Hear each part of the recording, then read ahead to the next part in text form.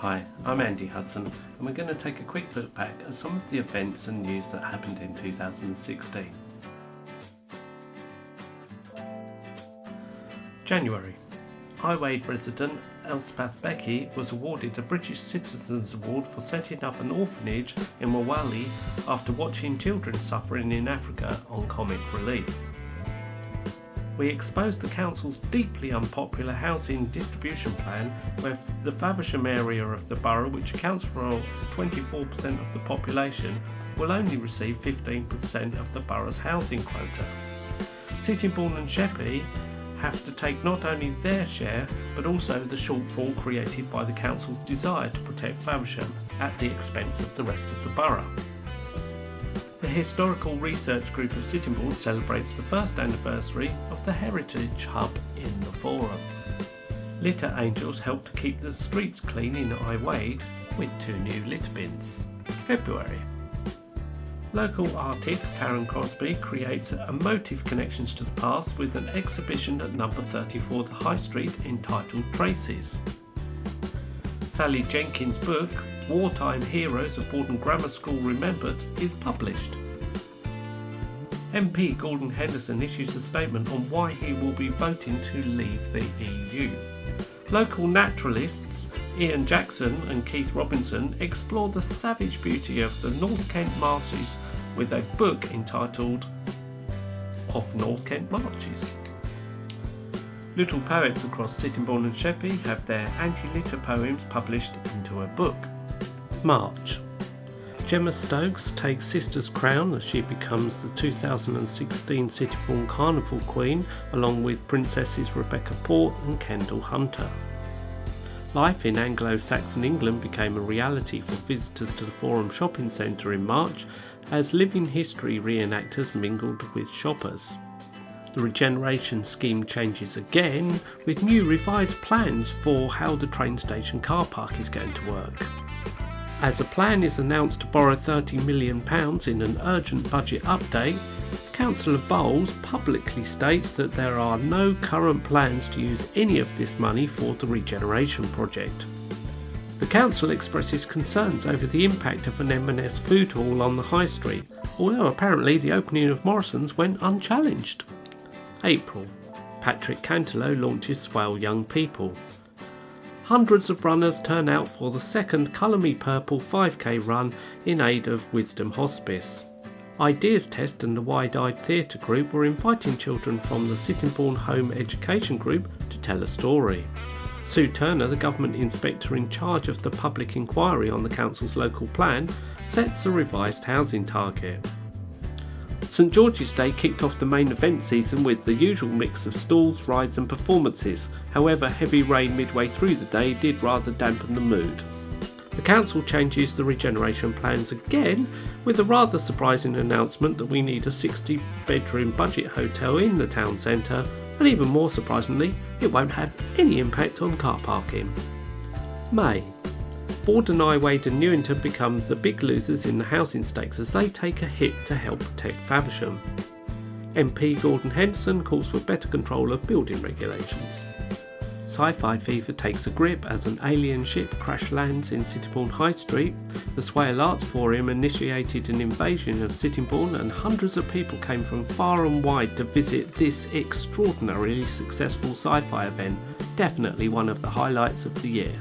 There was no stopping Ben Tyler from Gillingham, who won the Sittingbourne Invicta 10k race for the 3rd time in succession. The first Milton and Regis Brownies were the first of Sittingbourne's brownies to get bike safe savvy by attending an entry-level bike workshop for children hosted by Halfords. Bredgar residents came out in force to celebrate in May, following the parish council's purchase of a recreation ground which has thwarted proposals for housing on the site.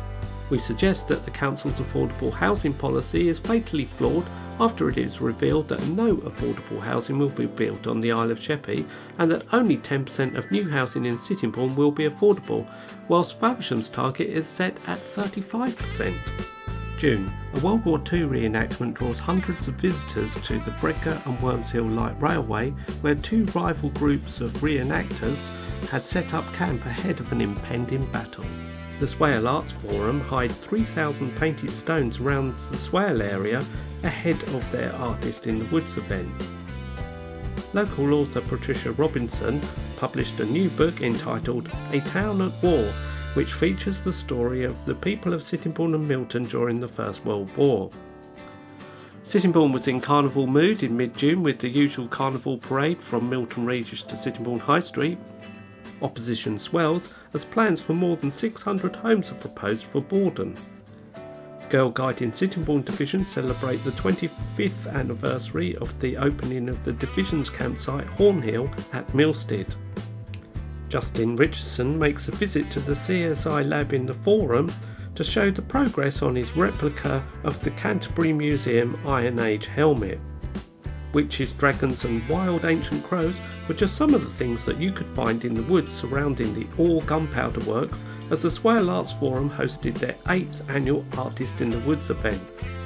Lucky Jasmine Crompton wins tickets to dine with the Queen. Sittingbourne shows its support for the first Armed Forces Day. July kicked off with 2 special events marking the centenary of the first day of the Battle of the Somme. The first commenced early in the morning of the 1st of July, and the second later that same day concluded with some of the wettest weather I've ever filmed in. Residents unite in their campaign against plans to develop 600 houses off of Cryles Lane and White's Lane when around 300 residents packed like sardines into Borden Village Hall. On a blazingly hot day in July, Art in the Park returned for the 4th time with its usual mix of creative demonstrations, workshops, activities, which included a climbing wall this year, and live acoustic music from various local talent, and the voice finalist Jamie Johnson.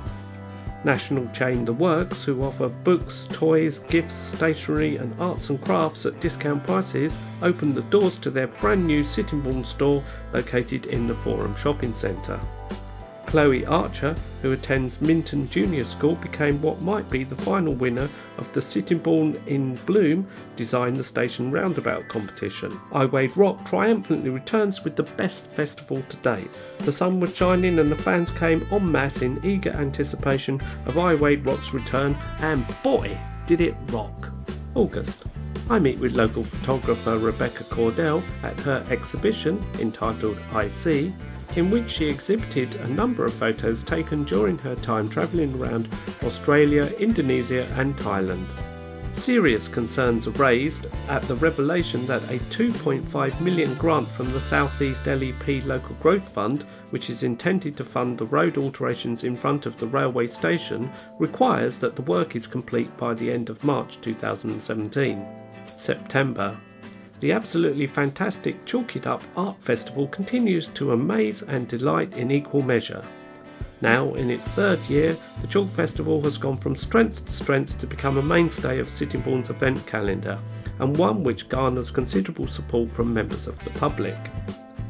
Work begins on a new community centre named Lakeview Village Hall, which is being built on the edge of the Great East Hall development. October. Consultation commences on one of the largest housing developments in Sittingbourne's history. The site, comprising of some 76 hectares, is collectively referred to as the land at North West Sittingbourne and will create approximately 1,520 new homes. Sittingbourne's green-fingered gardeners celebrate success at the annual Sittingbourne in Bloom Committee Awards evening. Young volunteers help unearth the past and create a lasting digital record at the Rose Hill Archaeological Dig under the supervision of the Historical Research Group of Sittingbourne. Frustration grows as secretive plans to create new villages in South Sittingbourne are leaked to support the development of the Kent Science Park. Sittingbourne will become the home to a new multi-use skate park after Swale Borough Council agreed to release £200,000 funding for the scheme. A surprise flash mob event at the Forum Shopping Centre saw Kent School of Performing Arts stage an impressive thriller routine. A replica wooden henge is constructed in the Meads community woodland. November. Police are called in as anger grows over the possible regeneration bailout. Hundreds of Sittingbourne residents gather to honour the fallen, and the council installs World War I commemorative benches. A group of local volunteers and reenactors team up to stage an ambitious, Swale-wide event to remember the unsung volunteer heroes and often forgotten ambulance train service of the Great War, which transported the wounded from sea landings to inland facilities. The big switch-on day for Sittingbourne Christmas lights saw hundreds of people pack Sittingbourne High Street for one of the most successful switch-on days ever. December. The Swallows Leisure Centre holds its first ever Christmas fair with a host of stalls, live entertainment, ice skating and Santa and his reindeer. The hugely popular sleigh rounds undertaken by the Sittingbourne Christmas Lights Committee as their primary means of funding raise a staggering £7,845. Forever Hair and Beauty Salon celebrate and move to a new premises with a visit from the Deputy Mayor and Mayoress Colin and Pamela Prescott, who officially cut the ribbon for the grand opening of their new salon in East Street. Bethany Moore, aged 10, who attends Borden Church of England Primary School, was made an honorary litter angel after winning the recent anti-litter poster competition in primary schools across Sittingbourne and Sheppey. Thanks for watching, and don't forget you can discover more on www.sittingbourne.me.